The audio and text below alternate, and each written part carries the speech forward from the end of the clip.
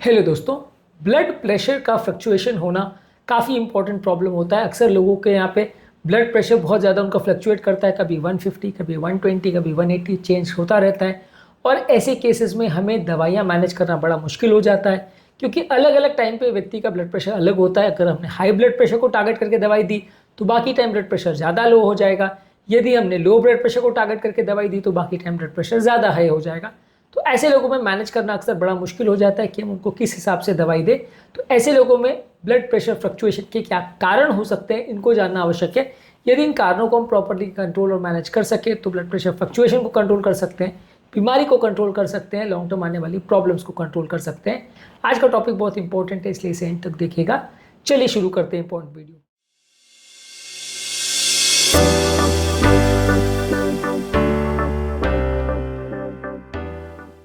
सबसे पहले कुछ साइकोलॉजिकल फैक्टर्स की वजह से ब्लड प्रेशर में वेरिएशंस हो सकता है, कुछ लाइफस्टाइल फैक्टर्स की वजह से ब्लड प्रेशर में वेरिएशन हो सकता है। यदि कोई व्यक्ति फिजिकल एक्टिविटी नहीं करता है, रेगुलर एक्सरसाइज नहीं करता है, तो वैसे व्यक्तियों का ब्लड प्रेशर थोड़ा हायर साइड पे रह सकता है। एक्सरसाइज करने से ब्लड प्रेशर फ्लक्चुएशंस कुछ हद तक कंट्रोल होते हैं।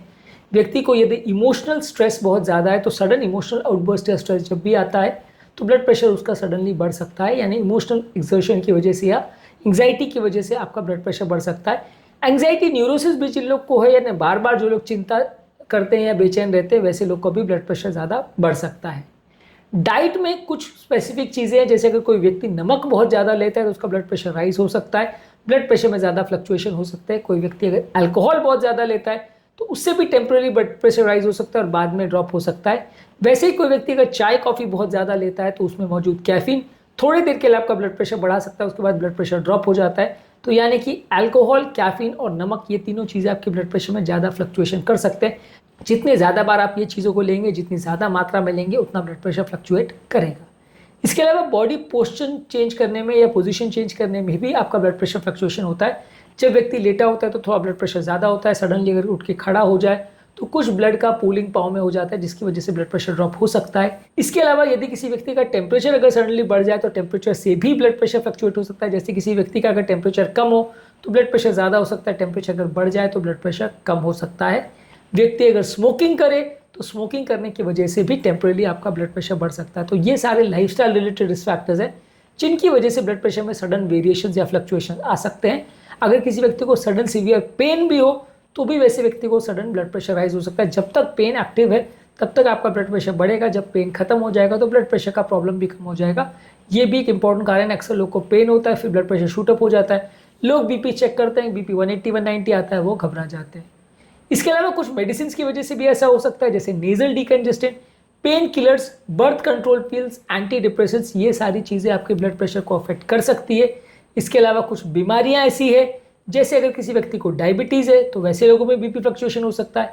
अगर किसी को हाइपरटेंशन है और खासकर वो अगर मल्टीपल दवाइयों पर, तो दवाइयों के इफेक्ट के वेरिएशन की वजह से भी ब्लड प्रेशर में चेंजेस आ सकते हैं। यदि किसी व्यक्ति को किडनी का प्रॉब्लम है तो किडनी भी ब्लड प्रेशर को रेगुलेट करने में इंपॉर्टेंट रोल अदा करता है। किडनी की बीमारियों में भी ब्लड प्रेशर के वेरिएशन हो सकते हैं। यदि किसी व्यक्ति को हार्ट का प्रॉब्लम है और हार्ट में रिदम रिलेटेड प्रॉब्लम्स है तो वैसे व्यक्तियों को रिदम रिलेटेड प्रॉब्लम्स में अलग अलग टाइम पे अलग अलग ब्लड प्रेशर लेवल्स आ सकते हैं। इसके अलावा यदि किसी व्यक्ति को कोई हार्मोनल प्रॉब्लम्स है, जैसे एड्रिनल ग्लैंड का प्रॉब्लम और थायराइड ग्लैंड का प्रॉब्लम, तो वैसे व्यक्ति को भी ब्लड प्रेशर के वेरिएशन आ सकते हैं। यदि किसी व्यक्ति को स्लीप डिसऑर्डर है, यानी कि स्लीप एप्निया है जो आपकी स्लीप को ओवरऑल अफेक्ट करता है, तो उसमें भी ब्लड प्रेशर में बार बार राइज और फॉल हो सकता है। स्लीप एप्निया के स्पेल जब आपको आते हैं तो उस समय सडन ब्लड प्रेशर में फ्लक्चुएशंस मिल सकते हैं। इसके अलावा कुछ और फैक्टर्स भी हैं जो आपके ब्लड प्रेशर में सडन वेरिएशन कर सकते हैं, जैसे कि डिहाइड्रेशन। शरीर में अगर पानी का पर्याप्त मात्रा में नहीं हो तो ब्लड प्रेशर में सडन ड्रॉप हो सकता है, ब्लड प्रेशर में सडन वेरिएशन भी ज़्यादा हो सकते हैं। इसी तरह से शरीर में अगर बहुत ज़्यादा पानी हो या ओवर हाइड्रेशन हो, आप बहुत ज़्यादा अगर पानी पी रहे हो, तो वैसे व्यक्ति में भी ब्लड प्रेशर में थोड़ा वेरिएशन हो सकता है।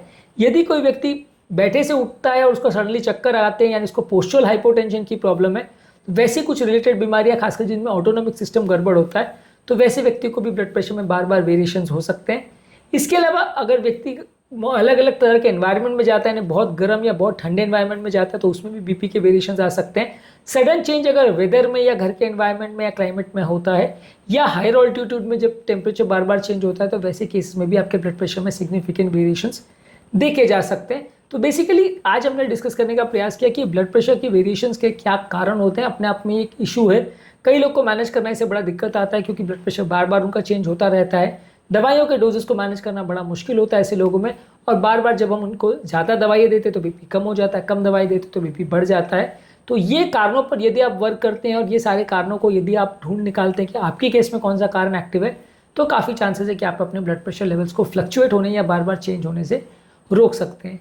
इसके अलावा कुछ इंपॉर्टेंट चीज़ें जो आप इस तरह से कर सकते हैं कि अपने ब्लड प्रेशर को फ्लक्चुएट होने के से रोकने के लिए, उसमें है कि एक हेल्दी डाइट लीजिए जिसमें ताज़ा फल सब्जियां और होल ग्रेन्स वगैरह ज़्यादा हो।